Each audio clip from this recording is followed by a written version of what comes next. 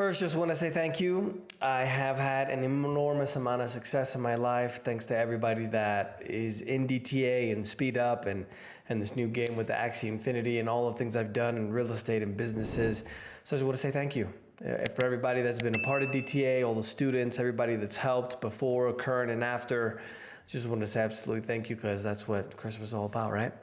Other than that, for the week, we mostly had a situation where Omicron, huge fears. There is some positive news in that it seems to be very infectious. The WHO, World Health Organization, reported that it doubles in the amount of cases every 1.5 to 3 days in community spread, but there hasn't really been any reported deaths, at least in the US. I think there was one they reported in Texas, which they retracted, but it seems to be a lot more infectious, not as lethal, which is a great thing. But we do have the fear of a lot of new lockdowns that are gonna start sputtering the economy and obviously affect the quote unquote economic recovery, because we're just not completely recovered yet.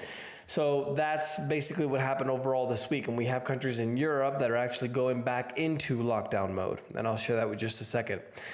In the US, the Dow was up 1.65%. The S&P 500 went up 2.27, reached a record high, and the NASDAQ was up 3.18%.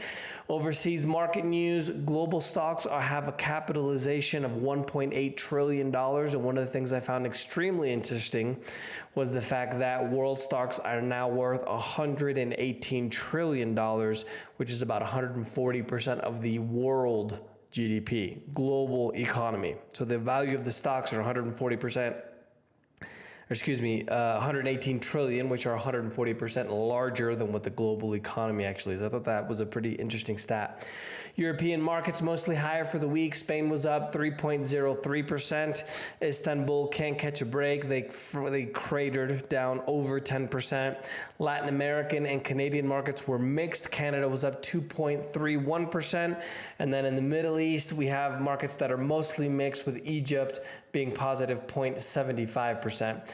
Asia and Australian markets, the Philippines taking the crown. Hopefully some of you guys that are watching from the Philippines are okay after that super typhoon hit you guys, caused a lot of damage.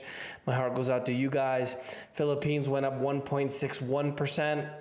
Bitcoin and other cryptocurrency news. Bitcoin is higher this week, went up over 8% to just under 51,000. It was at 50,841 for 2021 so far, as long as nothing crazy happens. It's up over 75%, and the entire crypto market is worth $2.3 trillion. If you put that into perspective, the value of the stocks, I told you guys, was $118 trillion. Well, if you see the crypto market is only 2.37 trillion. So theoretically, it would have a lot of room to grow.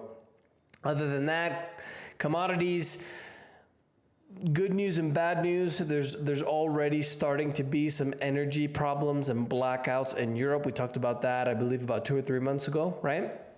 Basically has to do with the situation with energy. They're going super renewable. In the winter, there's no sun, and then sometimes there's no wind. And there was a situation with the French that mostly have nuclear energy, and some of their production was actually taken down. If I'm not mistaken, I believe it was 10%. So due to that, winter is coming. The colder weather obviously increases the amount of energy that people use. There's a situation as well where Russia is going to start lowering, let's call it throttling, the natural gas through the pipelines that they feed to Europe. So thankfully, the United States is able to send them some liquefied natural gas on some flotillas, which is literally just a bunch of boats. And thanks to that, the cost of the natural gas dropped by 43%. Now, due to the cold weather and the fact that there hasn't been, let's say, wind or solar, obviously there's not a lot of sun in the winter in North America either, but there's a situation where there's a big strain on the electricity grid, and unfortunately it affects the poorest people in countries first. Kosovo, being the poorest nation in the continent, they had to start introducing rolling blackouts for most of the 2 million citizens due to the overload on their electrical grid. And in addition to that, Serbia was forced to cut power to customers since they were not able to keep up with the situation with the outage from the French nuclear power outage, and that obviously caused them to start buying it from overseas and other places, which is tremendously expensive for them. And so they had to do blackouts as well. And it's unfortunate because this is probably going to continue to escalate, right? It's probably going to get to other countries as well, eventually arriving probably to France and Germany and some of the more developed nations. Other than that, U.S. crude went up 4.13% to $73.79. International Brent went up 3.56% to $76.14. Other than that, China in the commodity space, they have formed a rare earths metal giant by combining a lot of the companies or miners, let's say, that were in the space. If you guys don't know about rare earth metals, they're actually more rare than precious metals, and they're very important due to the fact that they're used in military applications and some, satellites and that kind of things, very sensitive electronics. And due to the fact that we have a lot of restrictions and environmental protections and things like that in the US, China is the only one, I wouldn't say only one, but they dominate the space. And one of the things that a lot of people actually had trouble with when we moved out of Afghanistan, for example, is that the United States military found rare earth metals in Afghanistan, a huge cache in mountains there. And now China controls that as well, because basically the Chinese just made an agreement with the Taliban government there. So worrisome for a lot of the world economy and Western nations, because now it's going to allow them to continue to develop these rare earth metals and mines a lot quicker now that they're consolidating the space and creating basically a mega corporation when it comes to these miners and producers. Precious metals are higher for the week as well. Gold went up 0.58% to $1,810, while silver went up 2.27% to $22.96. The move there with the precious metals is due to the fact that inflation looks to be a far longer term problem than what people were saying. You and I talked about this as well, right? The government is basically just admitting it. So now that they're admitting it, everybody's getting on the precious metals train. Financial and banking news, the IMF, the World Bank, and 10 countries led by Israel are simulating an alarming global financial system collapse led by Israel. This is a little bit concerning because a lot of times these governments simulate things that tend to happen. See if this one actually does. Russia also is revealing a new independent financial system, especially with their integration between Russia and China. If you guys don't know, there's a system called SWIFT, which is essentially any payment made from anyone to another person or a company or country to country in the world goes through the SWIFT system. Russia has always been terrified that they may be cut off from the SWIFT system, and then they're not going to be able to pay their suppliers, and people are not going to be able to pay them. So now they're developing, or they have developed, I should say, a brand new independent financial system that can't be affected by a third country. That's what they said, as they move away from the United States international trade and start to use more of their own currencies. Remember, Russia, if I'm not mistaken, is the third largest producer, exporter of oil in the world. So that's, that can cause some damage. And U.S. producer prices exploded to a record high in November. If I remember the number, I forgot to write it down here, but I believe it was 9.6%. There's definitely a lot worse to come. And if you guys have been worried about the cost of things increasing in a lot of the stores, for example, when you go out to eat and things like that, remember that this is the producer prices. So by the time it gets to where we buy it, the consumer, that's a lot of extra costs that are being added on. And that's why inflation is most likely going to get a lot worse, not a lot better. If U.S. government statistics in regards to inflation would be calculated the same way that they calculated it in 1982, the actual inflation rate right now would not be 6.8%. It would actually be 15%, which would be the worst on record, literally the worst in history. Outside of the fact that the actual inflation number reported by the government, even if it was the number that they calculated in 1980, doesn't include essential things like food and energy. So oil has gone up, 50, 60% since for a year ago. Food has gone up 20, 30, 40%. I remember I gave you guys a list. Meat was up 40% and pork was up 20%, but that they don't report. So just keep in mind that a lot of the numbers that the government reports isn't actually the right number. So if you have an employer, for example, that's giving you a 3% raise or even a 10% raise, which is great at the end of the year, that's not even going to, you're still losing. That's why they call inflation a hidden tax, because essentially every dollar that you have now is literally losing 20-30% in value every year, while you're only getting ahead 10%. So you're literally still down by the end of the year, right? And it's hard for employers as well, because essentially they're making less money too with the money that they make. So they can't raise their employee salaries by the real rate of inflation, because they're not making the same amount of money either. And that's why it hurts absolutely everybody.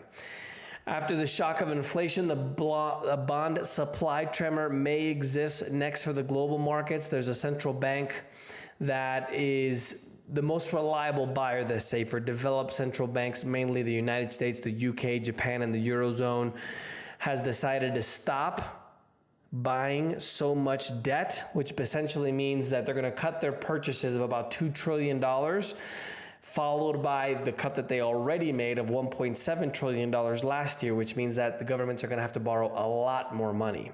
So whenever you hear the US government or the UK government or Australian government or wherever you are, if they talk about the stimulus and they're going to inject more money into the economy, that is not a good thing, because long term we're going to have to pay for that. And that's why we're seeing so much inflation.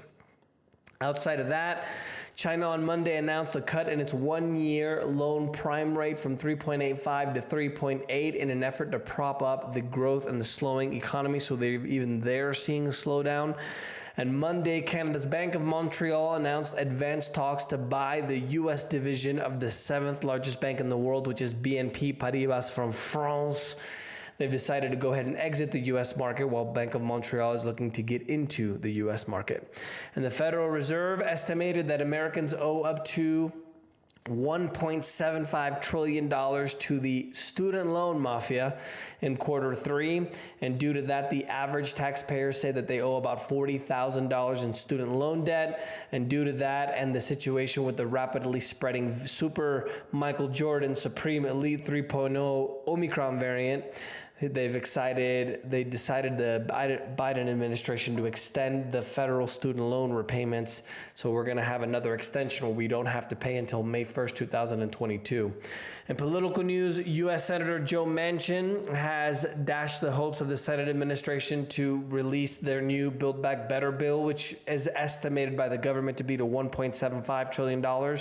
Remember, if they're not being truthful about the inflation numbers, they're probably not being truthful about this either. And there are actually some people that are saying that this could cost upwards of $5 trillion. Remember that, if I'm not mistaken, we're at 29 trillion now in debt, 30 trillion. So literally, if it is supposedly what they say, which is 5 trillion, that would be adding another, over 10% debt? Not bueno. We're gonna have to pay that eventually. So other than that, that package won't be passing due to the fact that Joe Manchin, which is a Democrat left-leaning senator from West Virginia, decided to vote no on the bill. So that is going to stop a lot of if he doesn't agree to do other things. So now Biden administration is kind of stuck with its hands tied behind its back due to the fact that they can't get the votes for the bill that they wanted. And Chile's next president, Gabriel Boric, a 35 left-wing congressman and former student movement leader, has won the presidential election in Chile. He's going to be there during the historic period of a constitutional reform. This is the only first world country in all of Latin America, and now they're going to destroy themselves by changing the constitution, just like Argentina and just like Venezuela and just like Cuba did. They're doing that in the United States too, so we'll see how long we last. In economic news, mortgage lender Fannie Mae said that on Monday, the sales of homes across the United States expected to be up over 7% in 2021, 7.1 to be exact, while last year it was 7.3%. But they're forecasting a decline in the next 2 years due to this fact that there's limited supply, in addition to increasing mortgage rates and cooling residential real estate market. European energy crisis escalated into what could be an economic downturn. 11 European associations like steel, fertilizer, cement, and even paper mills are saying that the electricity for them has increased 4 to 5%. So go back to a second for the inflation, right? Inflation is only 6.8%, but electricity prices in Europe is 500%. See how they're not telling the truth?